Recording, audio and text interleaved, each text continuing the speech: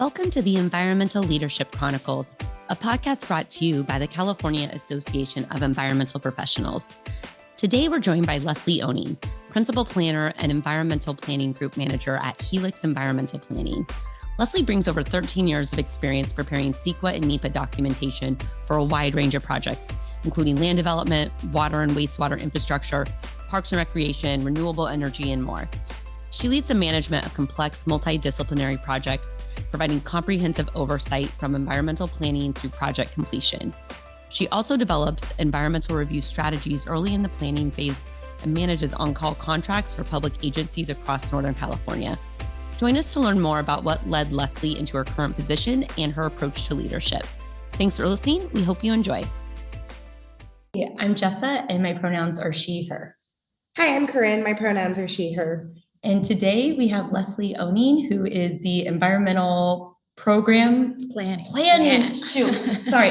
planning manager, group manager, with Helix Environmental, and she's based in Folsom in Northern California. Thanks for being here, Lesley. Yeah, thank you guys so much for having me. I'm happy to be here. Hey, thanks. And so first things first, how are you connected to AEP?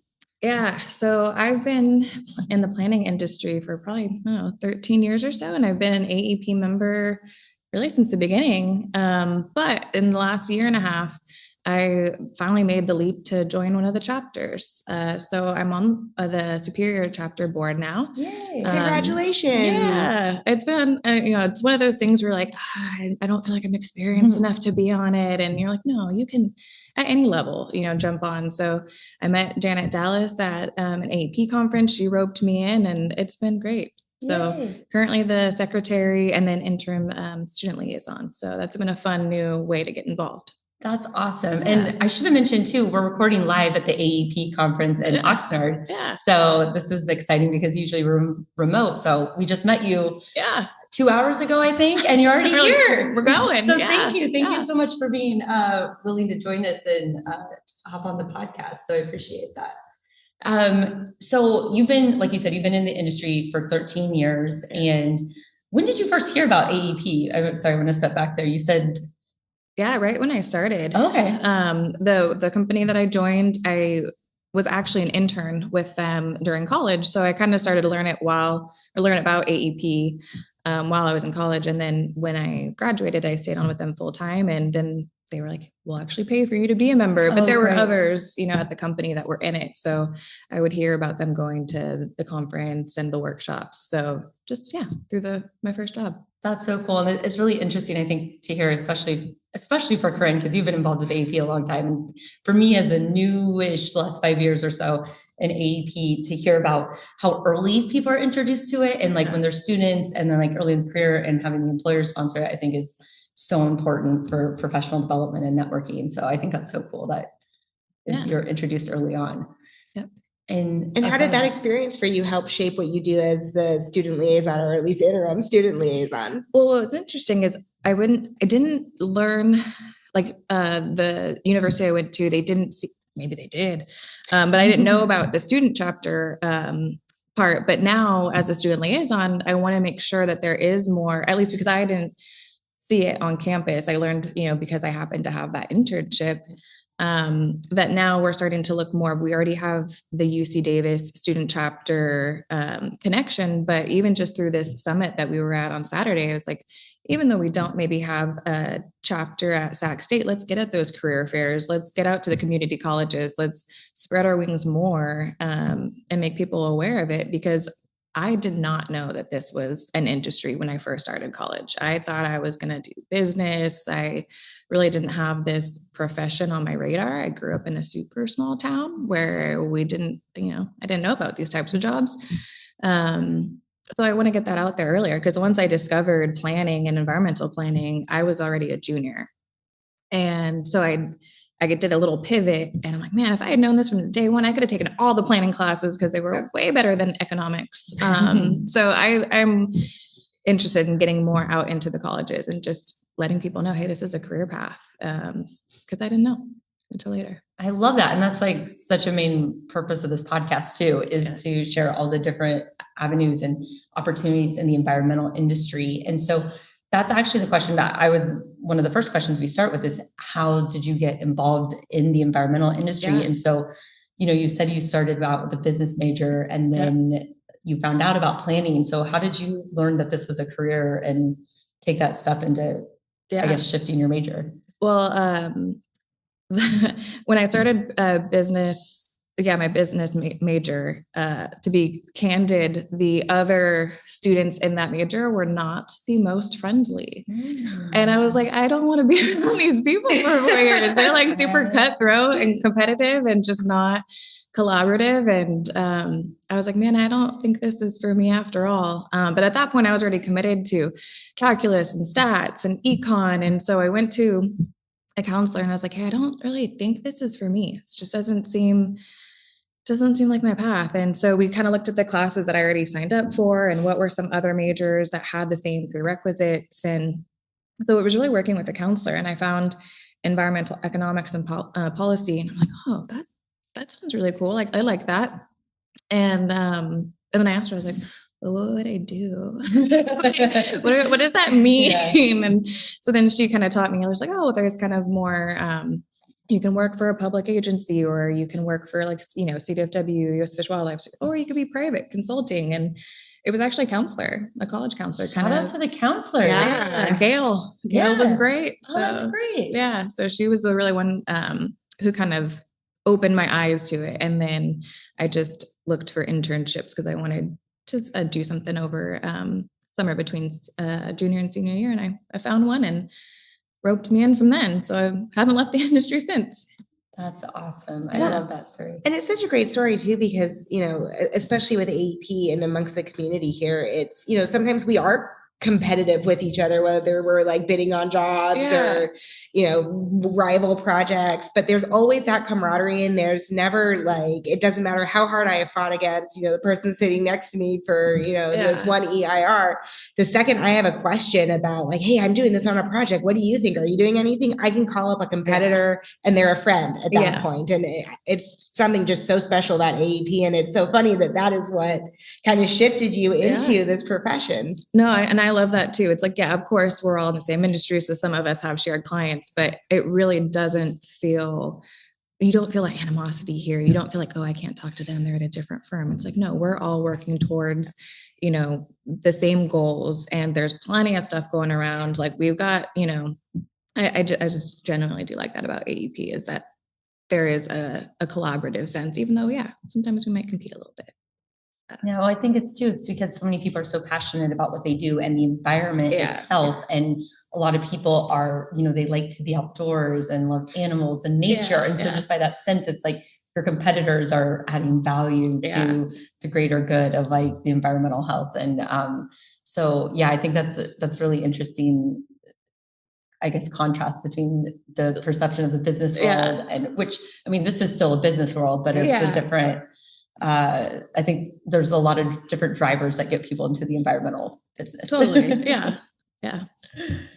And then, so can you tell us more? I mean, you said that you went to school and then you got an internship between your junior and senior year. And then I think you started at that firm. Yeah. So can you tell us a little bit more about your career path and what led you to your current position now? Yeah. So the internship I had was with a big engineering firm, and they were working on the high-speed rail. Oh, cool. Yeah. Everyone's touched it. You are an environmental consultant until you've worked on high-speed rail. It's a rite of passage. Yep. So that's all I did though. So that was my internship, was just helping with an EIR for one of the segments. And I did that for a couple more years, and I'm going to be absolutely mortified to admit this, but because I had only worked on that one project, all I knew was an EIR, EIS. I didn't even know what an initial study was really. I was just, we learned we had to do one. We're like, what is this? So it was kind of interesting that like now, I touch every kind of document, but at that one firm, you don't know what you don't know. Right. And it was just a big mega project. And I think as I started to, move, or, a couple of years later, I started to realize like there's a whole nother world that I'm not even tapping into. And so I decided to launch and just, do something a little different. So I took quick turn after that, and I went to work for the Army Reserve. Oh, As a contractor, as an environmental contractor, on site. And so, but that was NEPA only. Mm-hmm. And so I did that I loved it. I will say it was blast. It was a year. Went to a bunch of different Army Reserve sites, would teach soldiers about desert tortoise, not what not to do because they're next to critical habitat. And we would do NEPA for any development at these sites. So as much as I loved that job and it was fun and it had its challenges, but it was a cool set of people. I knew I was born and raised California. I would like to stay in California. And that was a NEPA only position. And I'm like, I can tell I'm pigeonholing myself if I stay here too long. And I was still in the Bay Area at that time. So then I got my now husband and he was in SAC. I was in the Bay and I was like, well, let's see what's out there. And I found Helix. And I've been there ever since. So how long has that been? 9 years now. 9 years. Oh my gosh, Yeah. that's awesome. Yeah. So that's how I landed at Helix. And I just looked at the ad. I'm like, that's exactly what I want to do. Like this is, it's CEQA, it's NEPA, it's all different project types, big, small, like a good geographic extent. So yeah, that's what drew me over there. And yeah, I haven't left. Yay. And then with your role now, did you start in a leadership position or did you grow into one over the years? I grew into one. So I was my title at the Army Reserve was technically like NEPA program manager. So I had gotten experience managing projects. And when the ad opened up for Helix, it was for an environmental planner 3. That's just one of our, everyone's got different titles. Mm-hmm. So at Helix, that's kind of the highest level until you jump senior for planner. And I was like, well, I'm kind of interested in project management. And they're like, hey, we'll have you come on at this role and give you 6 months. And within 6 months, you have the skill set to be a project manager. We'll give you that bump and kind of reevaluate. And they kept their word. So I came over as a planner. 6 months later, they bumped me to project manager and just kind of went through the path. And then a couple years ago, an opportunity came up to be environmental planning group manager. They're like, hey, you want to do it? Sure. Yeah. You think I could do it? I'll do it. So that's been 3 years and I love it. I really think it's a role that it fits my skill set. I'm super interested in it. And I'm starting to get comfortable in the space now. So yeah, I love that. And it's so important to have, a couple of like set milestones that like you have an agreement with an employer going into it. And then exactly like you said, they kept their word, which, unfortunately we can't say about all employers. Yeah. So it speaks a lot to Helix to, be able to nurture someone like that and really, meet their commitments. Yeah. And I really appreciated the mentorship that even though we're in NorCal, if you know a little bit about Helix, a lot of our employees are more SoCal based. Our headquarters are in La Mesa. But I'd say one of my favorite things is even though I'm in Sacramento area, I know everybody across the company. We're smaller. We're like 250 people. So I feel like I know a lot of the company and there's that interconnectivity between the offices. So I can pick up the phone and, ask anybody about a question that they've, project that they've dealt with. So yeah, I really liked that. There's that built-in mentorship across the board and shared resources.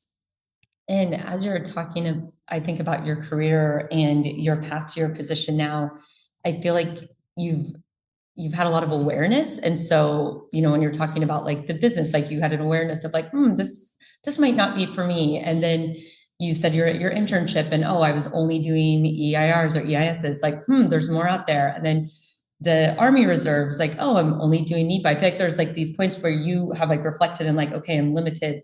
And so how do you take that experience and use it for your team and you're managing to like give them opportunities to do more as part of their role? I've never thought about that in that way that I have noticed that. So that's cool that you picked up on that. You told me. Whether or not you realized, you told me very clearly. I'm like, it's just a softball.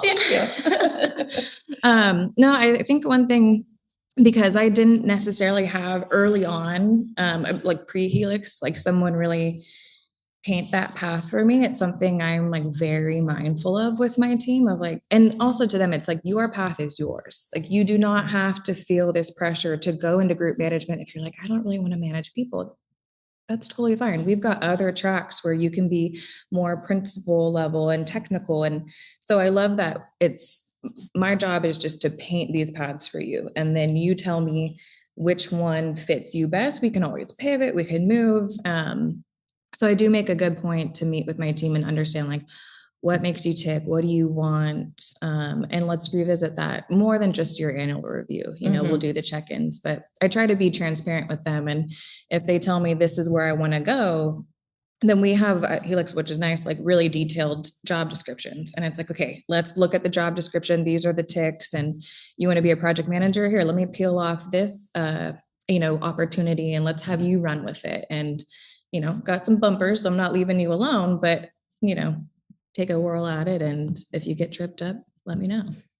That's fantastic. That's amazing leadership and mentorship and coaching and career development. And if you're hiring, everyone listening should reach out to you.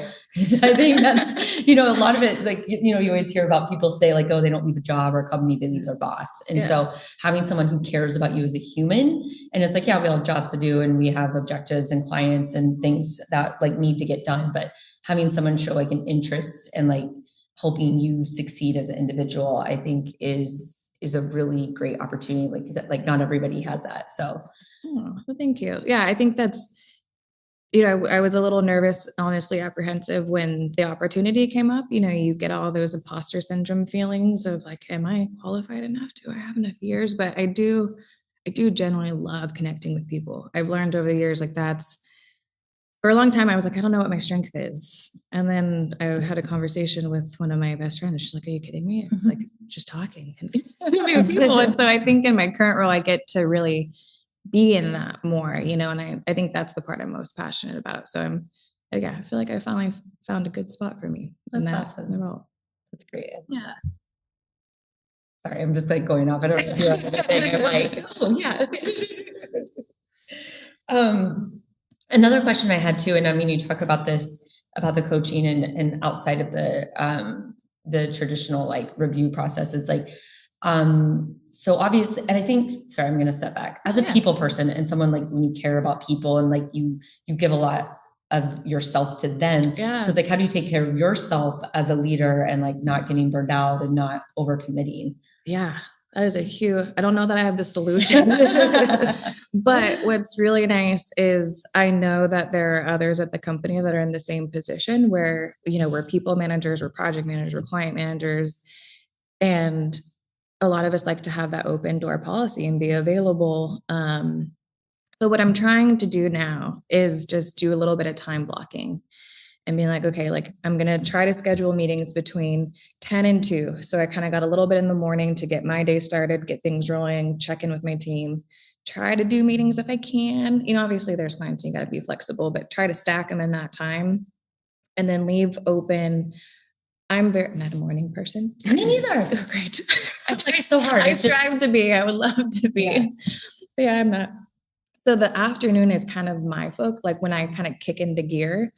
So when I need to get into those reviews and kind of that deep focus work and just kind of my own stuff, I try to save it from like that 3 to 6 window. And so does that happen? Not all the time, but that's what I'm striving for. So I love that. I don't know if we've heard many people talk about that on here because I'm like, I'm not a morning person. And I think in the professional world, it's like you get up early and you work out and you do all this stuff and you, I don't know, like drink coffee with butter or something. 100% what I picture. Yeah. And then, by 6, you're ready to start your day. And hi, morning person here. And it sounds so lovely. But then I feel like there's this other side where you almost feel like, I don't want to say a failure, but it feels like you're not doing it right. And so, but I do think what you said is so important is because it's managing your energy levels. And so when you're like, okay, I can show up my best for my staff at this hours, my clients at this hours. And, not all of us have the flexibility to do that. And we got to start a career, someone else telling us what to do most of the time. But when you can get to that point where you can have a little control over your day and decide when you're in meetings or when you're reading deep focus work, I think it's so important to be able to try to work that into your schedule. Well, and I really think that's one of the things that, we should all like fight so hard to keep that, I think really COVID gave us was this realization that, we really can make our own schedule. We can be, effective at times that make sense to us and don't fit into that 9 to 5 with a lunch break, cookie cutter idea of what work means. So whether it's working from home or, for some people, it's, I really need to, take a swim in midday.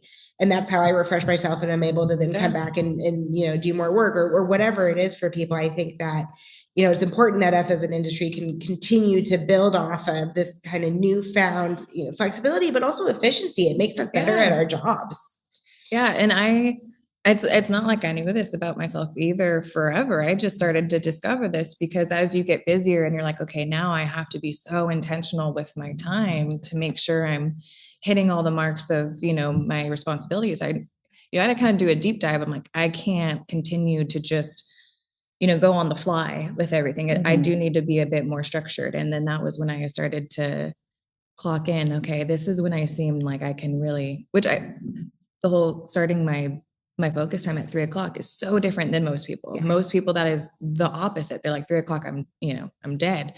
So, it's just what I figured out works for me. Well, I think too, like what you're both saying and Corinne, like being able to do this, it's for some of this, it's a privilege, right? And it's like, it comes with leadership, it comes with experience, but being in our roles and for the leaders out there who are listening, being able to do that for your team too, because, some people you can recognize it and obviously you can't, everybody's different. You all are working together and what works for everybody to get, to accomplish a goal. And I think though, if you can give some flexibility to your team to have those midday breaks or leave early to go to the gym or come in later because they're not morning people. And when you can work that in, like, I remember I had someone on my team who was just like, I knew well-intentioned, knew they needed to do things but I just need to give a lot of flexibility in the schedule. And I'm like, you need to come in an hour late. That's okay. You need to leave an hour early. That's okay. But like, let's look at the calendar. When are these things going to get done? And like, and so I think I just want to acknowledge not everybody can do that, but like, if you can, then you can also help other people do it. Yeah. And to recognize that, like you mentioned earlier, that, maybe because you are, not an early bird and you don't have that structured, it's not a failure. You're just maybe a little bit different. You got to figure out what works for you and, encourage them. Thank you. Yeah. Oh, I'm getting the benefit of you. Well, then to show your team that you do that too. Yeah. And that I have a block on my calendar from like 9 to 10 on Thursdays that it's walk with mom. And like totally not work related at all, but I want people to be able to see, my calendar's totally open, that I am prioritizing to do that on Thursdays. And it's okay. In fact, it's good that you're doing that. So, being able to show it as well as, do what you can to allow your team, I think is something that's really important for leadership. Yeah. I love that. That's cute. Yeah. I was like, it might be work related. We've had her on the podcast. She's work adjacent. And so I guess kind of coming back to your, like the technical side, are there any projects you're working on right now that you can talk about that you're excited about or anything that in particular that lights you up?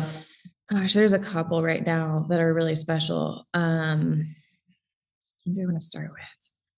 Right now, there's been a few, there's CEQA and the groundwater sustainability plans and the goals of those plans. And so there's a few projects, one that I just recently finished up with Yuba City, and it's an aquifer storage recovery project. That was a first for me, but it was really interesting to learn about the technology, these wells. So this one's, I think, in like 1,300 feet deep. It's an injection well. So in times when there's like these big floods and all this excess water, they have the opportunity to collect the excess water and then inject it into this underground aquifer to increase water storage. That's underground. Amazing. Yeah. And to kind of create a more reliable water storage capacity. So you're not just dependent on surface water supplies. And so that was amazing to just be a part of and just learn about. Well, it's so critical, right? So critical. Especially in California, Yeah, it's so important. And just to be plain, even though we're not in a drought anymore. It's like, this is just, we still have a growing population. We will be in a drought. Yeah. It's like, we're constantly, water is such a huge huge important resource. So that was a really special one to be a part of. And then right now too, we're in the middle of, I maybe won't name drop it too much because it's not approved yet, but should be soon. But it's a similar concept. They're developing some groundwater recharge basins. Same thing, whenever there's surface water or excess surface water supplies, they want to be able to channel this water to these big basins and infiltrate the groundwater. And that'll help. That one's in a primarily ag area, so it'll benefit all the adjacent farmers and help with their water supplies and their groundwater well stability. So those are some fun ones I've been working on. And then this last one, same thing. I won't name drop, but this one's super exciting. I will say I'm like freaking out about the opportunity. But this agency got deeded a huge property, about 600 acres. This guy passed away and decided to dedicate this land to this agency and said in the will, I want this to be used for youth activities and sporting activities. Oh, and Helix has a landscape architecture group along with planning. So they wanted to work with us to have our landscape architect group develop a park or like design a park. And I'm like, oh my God. That's like a dream project. Like it's a blank slate. And they're like, yeah, just tell us, what to do here. And I'm like, are you kidding? This is amazing. So we just helped them of like, okay, let's do some like baseline studies. Let's see what the resources are on the site. What's your biological resources, which are, cultural resources. And so we kind of did those baseline studies to start. And then our landscape architecture team right now is kind of wrapping up the conceptual, we did a couple of public outreach meetings. That was fun to meet the public. Like, what do you want? What are you looking for in a park? And so we did I think about 3 series of those, and they're wrapping up their design now. So we're really in like the infancy stages, though it's going to be a long time. And it's so much land. It's going to be built out probably over 20 years, but. Yeah. What did you say? 600 acres? Huge. Yeah. Wow. Yeah. And it's 2/3 of it will be the park. And then they wanted the last third to be a wildlife refuge. Oh my gosh. What a gift. Yeah. Yeah. I'm like I said, I nerded out over this and just the opportunity to be part of it. So that's one that, we're just about 6 months in. So I love that. Yeah. Well, we could probably get close to wrapping up, but I want to see if you have any other questions, Corinne, or I've been No, this may be like controversial take, but a lot of what we're seeing, I think, in California right now is wanting to expedite projects like this that are overwhelmingly beneficial, and probably can at a high level make an argument that how much detail do we really need to put in environmental review when they're creating such an obvious net benefit. And I'm wondering if, at any point in doing probably very complicated CEQA analysis on these types of projects, like, was there ever I wish this was easier. No, it's really funny. I just had this conversation with someone like 2 weeks ago in the context of restoration projects and the statutory exemption for restoration, the SERP. And the person I was speaking to was an engineer, and he said something. He's like, "Oh, I'm sure they're like, you probably hate it because it streamlined CEQA." And I was like, "Well, no." I was like, I get where you're coming from, of like from a business perspective. Sure, it's because now it's statutorily exempt. We're not doing EIRs. I'm like, but that's not my drive. I'm like, my driver isn't like, we want money and we want to make you do the biggest CEQA document. I'm like, no, that should be like, those things should be statutorily exempt. Like, that's such a beneficial project. So I am so for streamlining CEQA and finding good ways to get good projects in, because those are hard to fund. And there's so many benefits. So I'm like, I'm all for it. It's not controversial to me. Let's do it.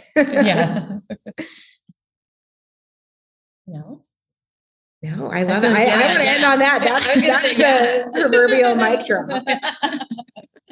All right. Well, thank you so much for joining us on the fly. We'll get into the wrap up rapid 5. So the first question is, what is your favorite daily habit? This is so nerdy. I am still very much like a right every day I like to start my day. I open up my Outlook calendar and I like to like physically write down my meetings, and it just kind of sets me, and I just kind of know what I've got going on. So I can just think through like, I'm going to 15 minutes. What do I need to do today? That's 15 minutes. Okay. I can knock those out in that time period. So that's just a nerdy thing that I do every day. I love that. And 3 things you would bring to a deserted island. Oh, okay. My husband. I'm not gonna be out there alone. He'll be my laborer. Then I'd say I've got to be practical. So I've got to bring like a machete. I'm gonna need that. And then maybe a net. Oh, yeah. Okay. Yeah. I love it. I watch a lot of Survivor. So I'm ready to go. I know Put me out there. What to do. And what's your favorite environmental policy? Oh. Okay. It's one that I'd be interested to see if we bring it forward to CEQA at some point. But environmental justice and being mindful of the impacts of your projects and making sure that they're, there's equity there. So that's one I'm really interested in. Yay. Yeah. And what is your favorite flora or fauna? Does it have to be a special status species? No, anything. Okay. I'd say camellias. Ooh. Yeah, I love camellias. And then finish this thought. Wouldn't it be cool if? Oh.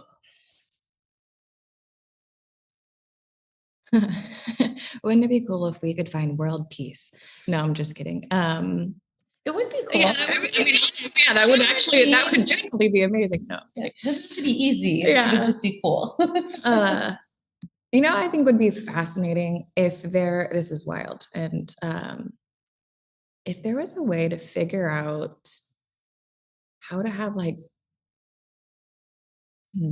these like to do more with like our ocean, I've always thought there's like 80%, right, of Earth is like ocean, water covered in ocean. I don't know what the statistic is. Sorry, people, if I'm wrong. But I would say if there was more that we could do, and like, maybe we just scratch this because I'm just going on. No, it's so weird because I was literally talking about this over lunch. I said 75%, but one of us is close. Yeah. And I was like, there has to be more we can do with this ocean, right? Like I was thinking with water, because I heard some podcasts on the way here about a desal plant in LA that has a new technology that's going to use more fresh water than like salinated water. And anyway, I was just like, there has to be more, like with all the life on land, and 75% or 80% of the world is covered in the ocean. So anyway, no, I'm on the same wavelength. And as you're saying this, I'm like, was I talking to you? And I know I was talking to someone else, but I was just like, this is so surreal. How funny. No, because we weren't talking about that at all. I know. But no, if there was more that we could do with it, it's just like, there's so much untapped resources and space. It's something along those lines. Yeah. We'll get back to you on that. Okay. Well, thank you again for joining us in person. This was so fun. I'm so glad that you took the chance to join us in person while you're at the conference. Yeah. Thank you guys for having me. This was fun. Thank you. Thanks for listening. If you enjoyed this episode, please subscribe to be updated when new episodes are released, and leave us a review to let us know what you think.